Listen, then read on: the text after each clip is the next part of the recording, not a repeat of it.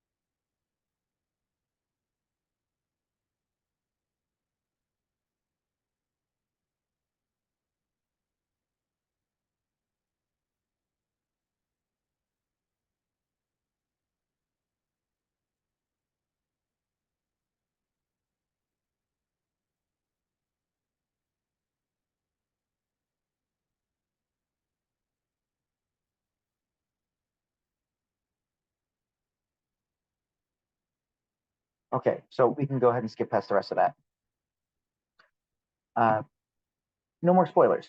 So I feel a lot going through that one because it first starts off with a bunch of racist overtones, basically saying, these other, people are considered a better person because what they have more. And then who decided this? Who decided what's more and what's less? And I think we still face a lot of that today. And as it continued onward, when he gets into speaking about coexistence is messy, I love it because existing with everything else is really, really hard to do. Um, like it's really, really hard. Uh, Not only is it just yourself, and then there's 8 billion other humans on this planet. So that's a lot. There's a lot of people we have to go ahead and deal with day to day. Coexisting with them can be incredibly difficult and messy. Then think there's trillions upon trillions of other things that are alive around you right now. To look at the plants, to recognize like there's life within the air and in the water, and then like there's life all around us all the time. There's always stuff that's alive. And then I went ahead and thought about a story I heard a couple of years ago that the bacteria and germs that live within our body, so all the other things that's there technically there could be more of that than you.